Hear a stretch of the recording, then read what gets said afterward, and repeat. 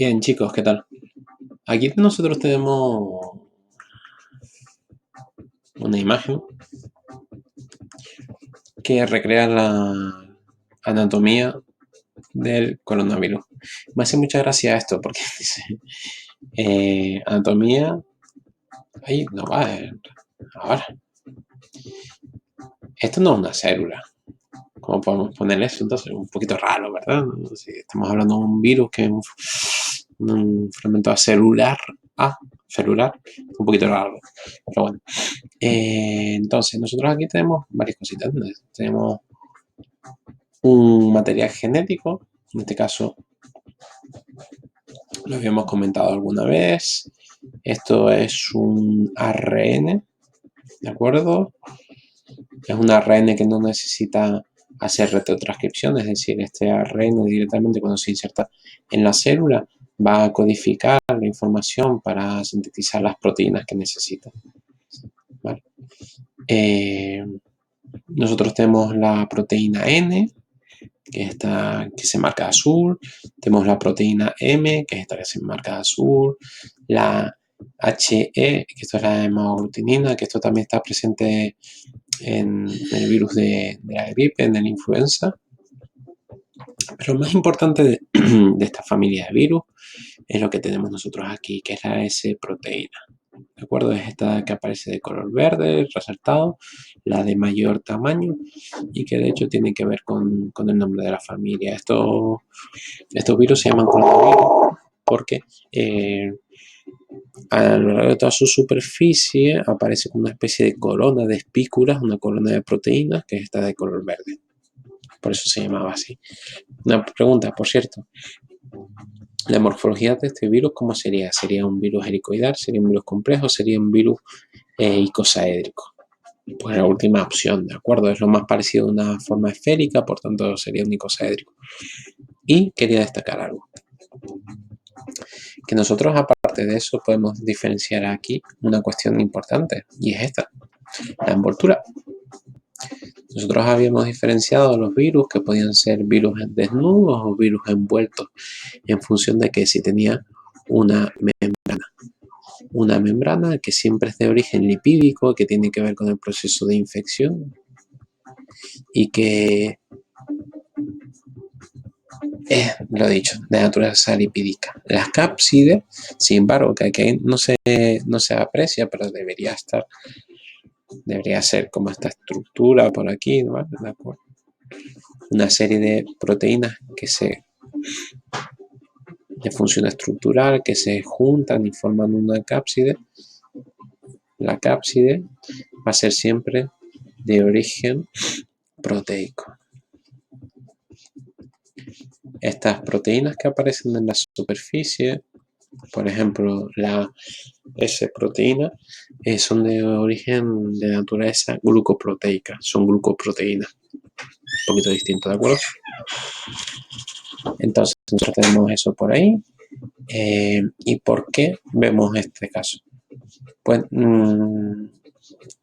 porque para poder diagnosticar si una persona ha sido expuesta a este virus hay tres mecanismos.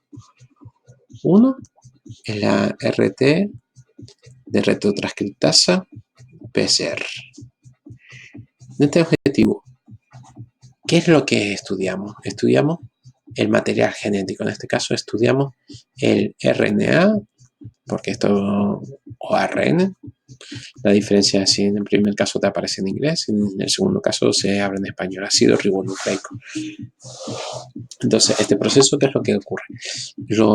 Cuando se fue descubierto este virus, una de las primeras cosas que se hizo fue secuenciar su genoma, de tal forma que se sabe la secuencia de sus bases nitrogenadas. Imaginemos que sea U, A, C, C, A, U. Obviamente es muchísimo más grande, pero que no me cabe en la presentación. Entonces, ¿qué es lo que se hace con la PCR? La PCR es un proceso que sirve para que tú tengas, a partir de una pequeña cantidad de ácido nucleico, obtengas muchísima cantidad de ácido nucleico y se pueda identificar. Entonces, Imagínense, esta secuencia del genoma del virus, que es muchísimo más grande, es única, exclusiva de este virus. Entonces, si yo conozco esta secuencia que es exclusiva, pues, ¿cómo se hace la PCR? Tú pones un fragmento que va a ser complementario a esto. ¿Cómo sería complementario? Pues A, U, G, G, U, A. Y aparte le pones una enzima que es la TAC-POL, la TAC polimerasa. ¿Qué es lo que va a hacer esto? Se van a unir de manera específica a través de los puentes de hidrógeno y se va a replicar. Hay varios ciclos en los que se aumenta la temperatura, disminuye, tal. Entonces, a partir de una secuencia, una cantidad muy pequeña de ADN, se consigue una cantidad muy grande. Y entonces, en este caso, si se identifica que hay un virus de ARN de este coronavirus, porque esta secuencia es exclusiva y es específica de este virus, esta persona se identifica como positiva, es decir, como que ha sido infectada por el virus. Vale, esta es una de las 3 formas de diagnóstico. Hay otra que lo que hace no es una PCR, sino lo que busca es una proteína. Entonces, en esta superficie se identifican distintos tipos de proteínas que pueden ser identificadas. Esto es lo que se denominaría un test rápido, porque en este caso sería más sencillo. Tú buscas esta proteína y lo que has diseñado es una proteína que encaje con esta proteína de manera exclusiva.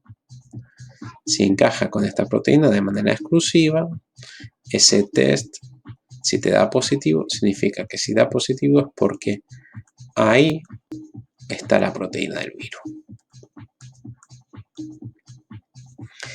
Y hay una tercera opción, que no es el ácido nucleico, no es la proteína del virus, sino lo que se busca es la inmunoglobulina.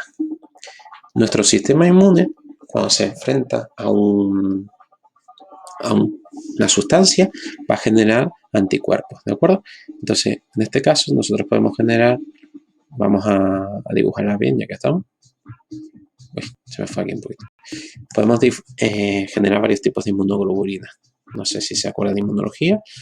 La primera de todas, cuando es la primera infección, sería inmunoglobulina M, y después la más presente va a ser la inmunoglobulina G. ¿Vale? Pues entonces, ¿qué es lo que pasa? Que en este otro tipo de diagnóstico lo que se busca es si la persona ha producido este anticuerpo. Si ha producido este anticuerpo, esta persona se considera positiva, es decir, ha sido infectada por el virus. Vale, inconvenientes y ventajas de cada uno. Vamos a ponerle otro colorcito. Ventajas de esta es muy específica, tiene una alta especificidad, es muy difícil que dé sobre todo esto es lo importante, falso negativo. ¿Qué quiere decir eso? Pues un falso negativo sería una persona que da negativo en un test, pero que sin embargo sí posee la enfermedad. Y sin embargo la prueba lo que te está diciendo es que no posee la enfermedad. ¿Por qué ocurre eso? Pues en este caso es muy poco probable, pues porque desde que haya una pequeña cantidad de este ácido nucleico exclusivo del virus, va a ser identificado y generalmente va a ser positivo. Entonces, en este caso es difícil, es bajo el número de falsos negativos. Después nosotros tenemos también que tener en cuenta una cosa, que esto requiere bastante tiempo. Una PCR depende de la técnica, depende del kit, pues podemos estar hablando entre 60, 80, 120 minutos. La verdad es que no estoy puesto en cuánto están tardando, pero básicamente sería eso solo.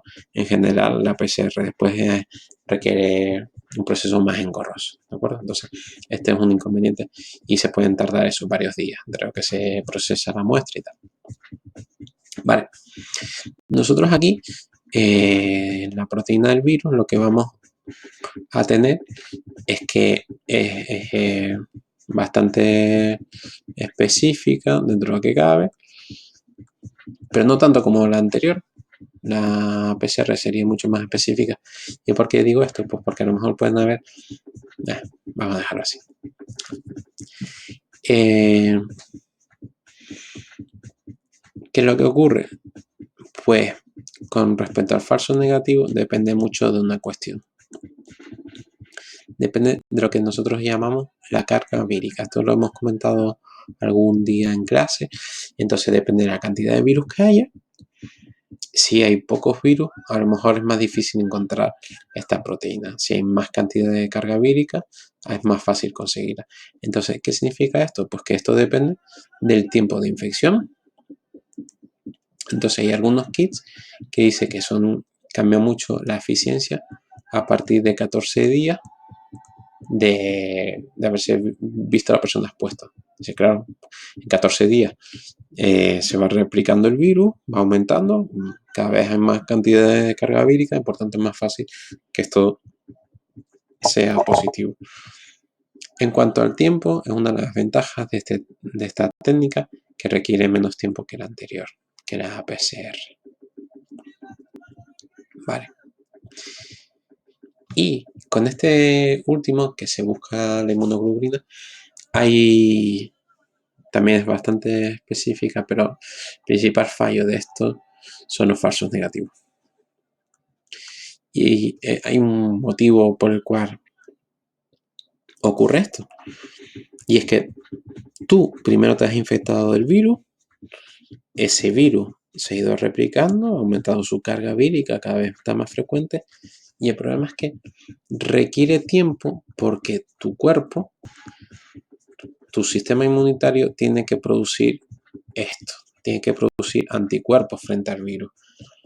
Entonces, es muy fácil que en este tiempo, desde que tú te has infectado hasta que estás produciendo el anticuerpo, aquí, si tú te haces un test de este tipo, vas a dar falso negativo, porque no has producido el anticuerpo, no se conoce, y aunque estás infectado del virus, no ocurre. Ventaja de esto, la prevalencia en el tiempo.